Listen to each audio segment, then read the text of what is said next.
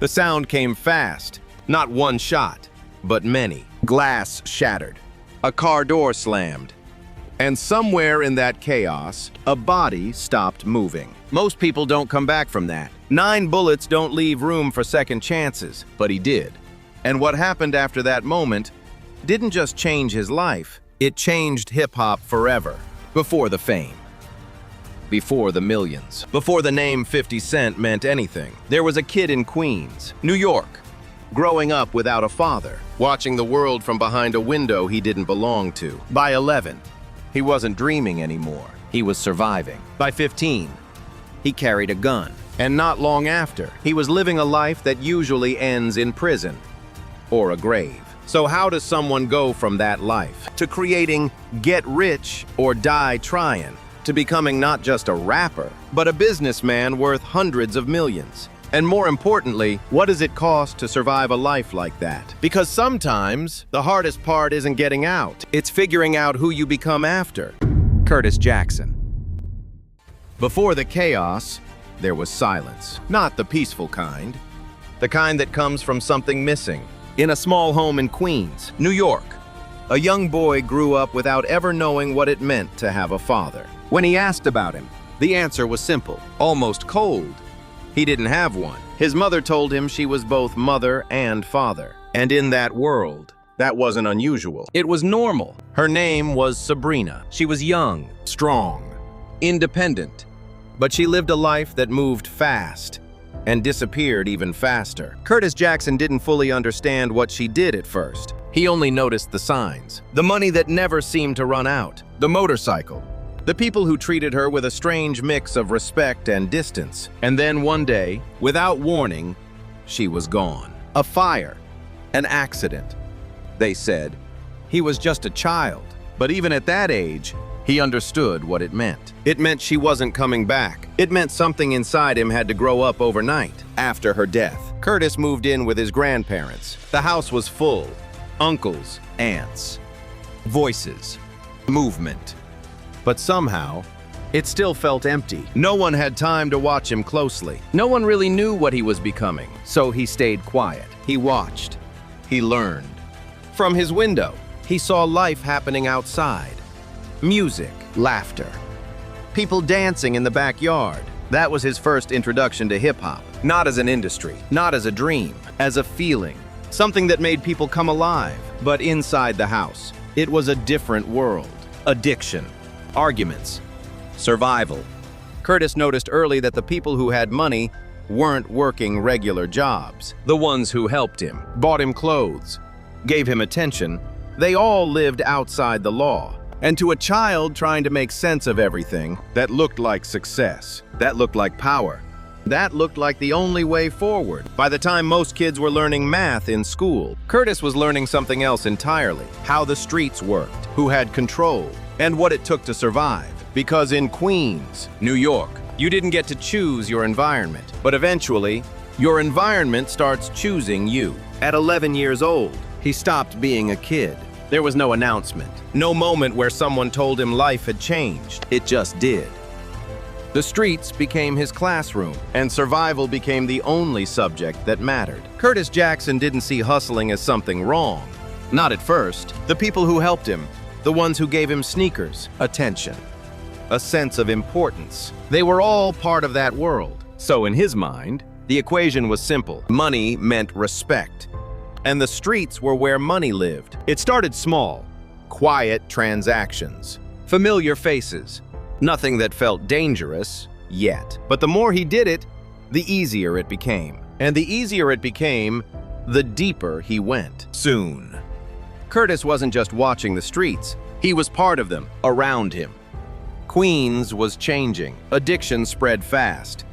Gunshots became background noise. Police sirens never really stopped. People he knew disappeared. Some went to prison. Others didn't make it that far. And still, he kept going. Because in that environment, stopping didn't feel like safety. It felt like weakness to survive. He needed more than instinct, so he learned to fight. Boxing became his second language. Not for sport, but for protection. Inside the gym, he was outmatched, thrown against older, stronger opponents. He lost often, took hits, learned fast. Pain wasn't failure, it was information.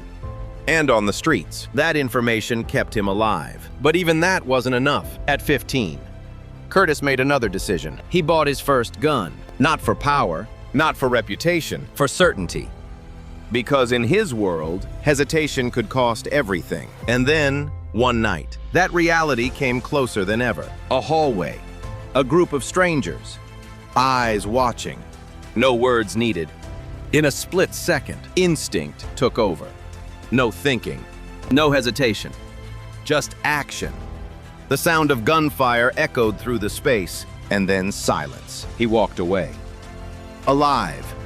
But something had changed. Because once you cross that line, there's no going back to who you were before. And still, even after that, he didn't stop. Not when he got caught at school. Not when he stood in front of his grandparents and told them the truth. I don't use drugs, I sell them. Not even when the system started closing in. Arrests, courtrooms, rehabilitation programs. To most people, those would be warning signs. To Curtis, they were just part of the process. Because at that point, he believed something deeply. That money was the only way out, and everything else was just in the way. Sometimes, change doesn't come from fear. It comes from responsibility. By the mid-90s, Curtis Jackson had already spent years moving through the streets, making money, avoiding police, learning how not to trust anyone. But something shifted. He was about to become a father. And for the first time, the future wasn't just about him anymore. Around the same time, another influence found its way back into his life. Music.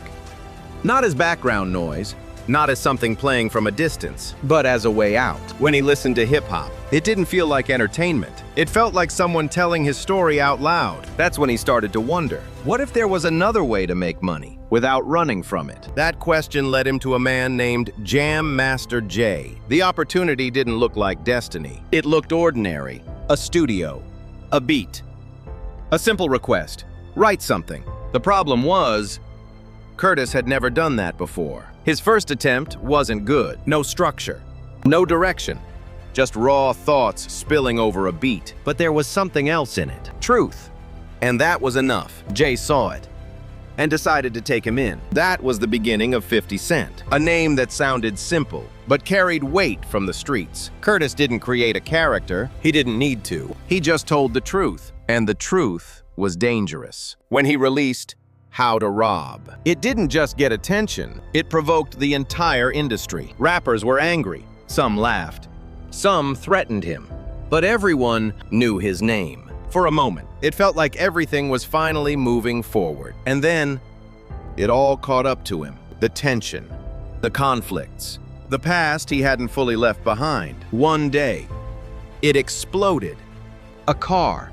A friend in the front seat. A quiet moment before everything changed. Another car pulled up. No warning. A man stepped out and started shooting. One shot, then another, and another. 9 times. Bullets tore through his hand, his legs, his chest, and one went straight through his face. Most people don't survive that. He did. Barely. When he woke up, his body was broken, his jaw wired, his voice different, forever. That slow, slurred tone the world would later recognize. It wasn't style, it was damage. But here's the part that changed everything. He didn't see it as the end. He saw it as proof. Proof that he was still here. Proof that he had another chance. And this time, he wasn't going back. Because surviving 9 bullets doesn't just give you a story. It gives you something no one else can fake. Reality. And in hip-hop, that's everything. He didn't wait to be accepted. He made himself impossible to ignore. After surviving 9 bullets, 50 Cent understood something most artists never do. Attention is currency, and he knew exactly how to create it. Instead of chasing record labels, he went back to what he knew best, the streets. But this time, he wasn't selling drugs. He was selling music. Mixtapes became his weapon. He took familiar beats, songs people already loved, and rewrote them with his own voice, his own story, his own pain. It was raw, unfiltered, and it spread fast, car to car, block to block, city to city. Before long, His voice was everywhere in New York. That's when he built something bigger than himself. G-Unit. Not just a group, a movement, a brand. Together, they created momentum that the industry couldn't ignore anymore. And then, the call came. Eminem heard the music. And what he heard wasn't just talent. It was something hip-hop had been missing. Realness. Soon after, Dr.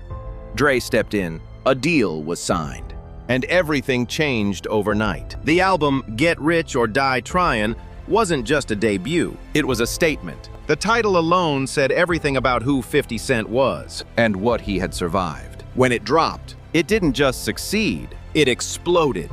Millions of copies. Charts dominated. A new face of hip-hop introduced to the world. But it wasn't just the music, it was the image, the bulletproof vest, the scars, the voice shaped by a gunshot. For millions of people, 50 Cent became the definition of a rapper. Not because he tried to look like one, but because he actually lived it. And while others were building careers, he was building an empire. Clothing, film, books, investments. He wasn't just an artist anymore, he was a rapper and businessman. And for a moment, it felt like he had figured it all out. The streets, the music, the money, all of it under control. But success has a way of changing the game. And just as 50 Cent reached the top, the world around him started to change. The world didn't stay the same, and neither did hip-hop. For years, 50 Cent stood at the top, albums selling millions, his name everywhere, his image defining an entire era. But success has a clock, and eventually it runs out. A new generation came in, different stories, different sounds, different truths. Artists who didn't come from the same streets and didn't try to. For the first time, the world wasn't chasing the image that made 50 Cent famous. And that created a quiet question. What happens when the thing that made you is no longer what people want? His music was still strong. The production was still there. But something had shifted. Not in his ability, but in the culture around him. So he did something most people in his position never figure out how to do. He adapted. Not by pretending to be someone new, but by becoming something bigger. He stepped away from chasing charts and leaned into building power. Business, television, film, investments.